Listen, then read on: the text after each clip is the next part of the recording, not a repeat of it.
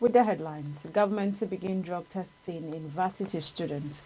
NAV graduates 30 helicopter pilots. NCGC moves to boost lending and expand financial inclusion in Nigeria. Still in Nigeria, Nigeria moves to strengthen ties with Ghana amidst tensions. Away from Africa, Trump imposes 50% tariffs on Brazil, sanctions judge over Bolsonaro trial. In health, study links leaded gasoline exposure to memory problems in Generation X. FCTA mandates hepatitis screening for all food handlers in Abuja. In business, Nigeria attracts $791.49 million CNG investment in 2 months. And in sports, Manchester United cruise past Bournemouth 4-1. Now the news in full. The federal government is set to introduce compulsory random drug tests for students in Nigerian universities as part of efforts to tackle rising substance abuse among youth. Minister of Education Dr. Tunja Lausa announced a policy after meeting with the chairman of the National Drug Enforcement Agency, NDLEA, Brigadier General in Abuja. The drug testing will apply to both new and returning students, while random tests will also be conducted. The initiative is part of a three-step plan proposed by the NDLEA, including a review of school curricula to include updated drug education and the launch of standalone drug prevention programs in secondary schools.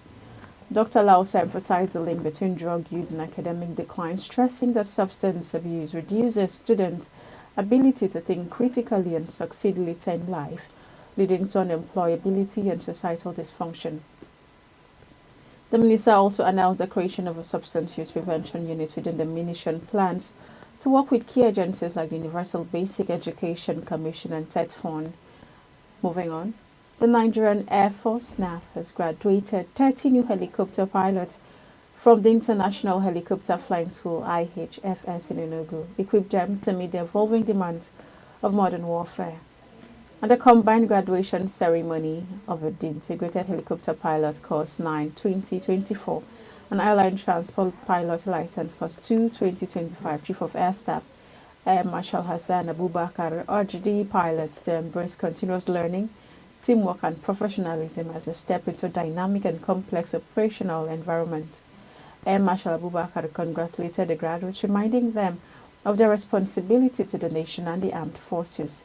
He stressed that their success would depend not just on their flying skills but on their ability to adapt and operate within joint military efforts. He encouraged them to wear their wings with humility and a sense of duty, as they now represent a vital pillar of Nigeria's peace and stability. Highlighting the Air Force's investment in infrastructure and training, Abubakar noted that ongoing projects such as a new school headquarters and 36 student accommodation units underscores NAV's commitment to world-class helicopter training. Moving on, the National Credit Guarantee Company (NCGC) has announced its readiness to strengthen access to credit and promote financial inclusion across Nigeria. Speaking at the inaugural Stakeholders Engagement Forum, Lagos NCGC Managing Director Mr. Bonaventure Kaimo said the company would focus on de-risking lending to encourage financial institutions to extend credit to underserved individuals and businesses, particularly micro, small and medium enterprises (MSMEs). Okaimo highlighted the company's support for existing credit schemes such as those by Credit Corp, which has enabled over 90,000 Nigerians to access structured consumer credit since April 2024. He also praised institutions like the Bank of Industry, BOI, Development Bank of Nigeria, DBN, SMEDEN, and Nexim for their roles in growing Nigeria's credit culture. He emphasized that NCGC would complement these efforts by offering partial credit guarantees to lenders, helping to lower the risk of loan defaults. With an initial capital base of 100 billion naira, the NCGC aims to unlock sustainable financing for key sectors and deepen financial inclusion. Moving on to Ghana, Nigeria has reaffirmed its commitment to deepening diplomatic and citizen-level relations with Ghana. This follows a 2-day visit by the Minister of State for Foreign Affairs Ambassador Bianca Dumego-Ojukwu, aimed at addressing ongoing tensions between Nigerian and Ghanaian citizens. According to a statement from her aide, Dr. Magnus Eze, the minister's visit is focused on protecting the interests, safety, and businesses of Nigerians living in Ghana. Ambassador Dumego Ojukwu arrived in Accra on Tuesday and immediately began high-level meetings, including with Ghana's Inspector General of Police, Christian Yohuno.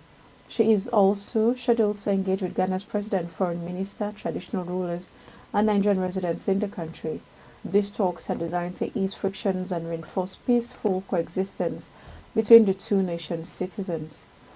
Away from Africa now, US President Donald Trump on Wednesday announced sweeping 50% tariffs on Brazilian goods and imposed sanctions on Supreme Court Justice Alexandre de Moraes, who is overseeing the trial of Trump ally and former Brazilian President Jair Bolsonaro.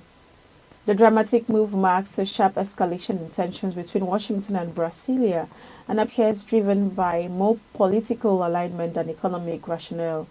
Trump accused the Brazilian judiciary of conducting a witch hunt against Bolsonaro, who faces charges related to an alleged coup attempt in Latin America's largest democracy. The White House said the sanctions against Justice Moraes were a direct response to what Trump called politically motivated persecution. The announcement has stunned international observers given the long-standing economic and diplomatic ties between the two nations. We now go on a quick break. The news continues when we return.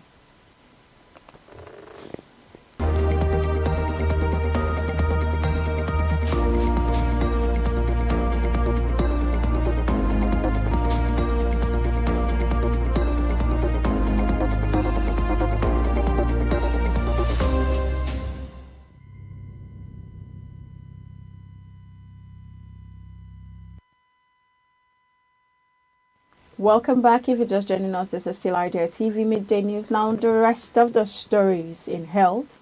New research presented at the 2025 Alzheimer's Association International Conference has revealed a troubling link between historical lead exposure and memory problems in older adults, particularly among those born between 1966 and 1986, known as Generation X. Researchers found that people who lived in areas with high atmospheric factors like past lead exposure when diagnosing memory disorders such as dementia. And moving on, the Federal Capital Territory Administration has announced the mandatory screening of all food handlers in Abuja for hepatitis B and C. The initiative, unveiled in commemoration of the 2025 Hepatitis Day, aims to strengthen food safety and protect public health across restaurants, markets, bakeries, and canteens in the nation's capital. Delivering the statement on behalf of the FCT, Minister Nyesom Wike, Mandate Secretary of Health Services and Environment, Dr. Adedolapo Fasawe, explained that the move targets both prevention and awareness of foodborne diseases, particularly hepatitis types A, B, C, and E. Hepatitis A and E, often transmitted through contaminated food and water, pose increasing risk in a growing city like Abuja. Hepatitis B and C, which spread via blood and bodily fluids, are also of concern in food environments with inadequate hygiene or open wounds. According to the minister, food handlers are critical to safeguarding public health, but are often overlooked.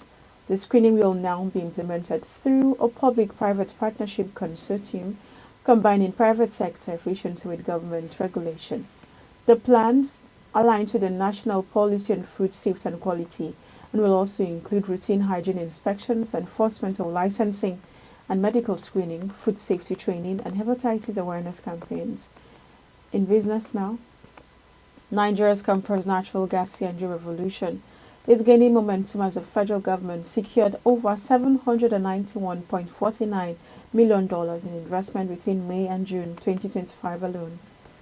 This is part of a broader 901 million vehicles, train 25,000 autogas technicians, and build 1,000 conversion workshops by 2027. Efforts expected to cut CO2 emissions by 57% and save Nigerians over 500 billion naira in fuel costs. Despite challenges around infrastructure and gas availability, the PCNGI insists a strong policy backing and proactive planning are helping mitigate early risks. In sports, Manchester United continued a strong pre-season form with a convincing 4-1 win over Bournemouth in the Premier League Summer Series in Chicago. Goals from Rasmus Højlund, Patrick Dogu, Amad Diallo, and teenage substitute Ethan Williams gave new manager Ruben Amorim another encouraging performance at the rainy Soldier Field. United opened scoring early and dominated much of the match, showing sharp attacking instinct and solid teamwork. Druggy played a key role assisting the opener and netting United's second goal with a well-taken finish, following a smart free kick from Mason Mount. Diallo added that a third after the break before Amorim made several substitutions, including 18-year-old Williams, who scored just 2 minutes after coming on.